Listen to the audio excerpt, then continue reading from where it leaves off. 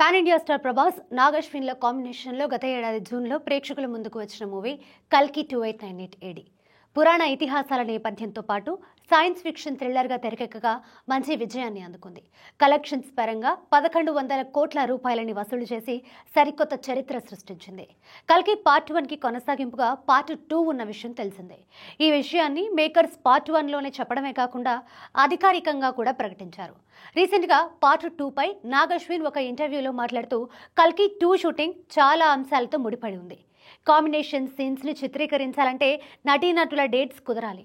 Action సన్నివేశాలు కూడా భారీగా ఉండబోతున్నాయి. వీటిని చిత్రీకరించడానికి చాలా సమయం పడుతుంది. కాబట్టి పార్ట్ 2 రిలీజ్పై నా దగ్గర ఖచ్చితమైన సమాధానం లేదు. ప్రస్తుతం కల్కిలో నటించిన స్టార్స్ అందరూ చాలా బిజీగా ఉన్నారు. ఈ ఏడాది చివర్లో షూటింగ్ ప్రారంభించాలని అనుకుంటున్నాను. షూటింగ్తో పోల్చుకుంటే పోస్ట్ ప్రొడక్షన్ వర్క్కి ఎక్కువ టైం పడుతుంది. మూవీని మరో 2 సంవత్సరాల్లో మీ ముందుకు తీసుకువచ్చే ప్రయత్నం చేస్తానని నాగశ్విన్ చెప్పుకొచ్చాడు. ప్రభాస్ ప్రస్తుతం ది రాజా సాబ్కి ఫినిషింగ్ టచ్ ఇచ్చే పనిలో ఉన్నాడు. ఆ వెంటనే హను రాఘోపుడి మూవీ షూటింగ్లో పాల్గొంటాడు. ఆల్రెడీ ఈ చిత్రం షూటింగ్ ప్రారంభమైంది. ఫౌజీ అనే టైటిల్ ప్రచారంలో ఉంది. ఆ తర్వాత సందీప్ రెడ్డి వంగాతో స్పిరిట్ అనే మూవీ చేస్తున్నాడు. మరి ఈ చిత్రాలన్నీ కంప్లీట్ అయ్యాక ప్రభాస్ కల్కి 2 షూటింగ్లో జాయిన్ అవుతాడా, లేక ఆ చిత్రాలు సెట్స్పై ఉండగానే జాయిన్ అవుతాడా చూడాలి.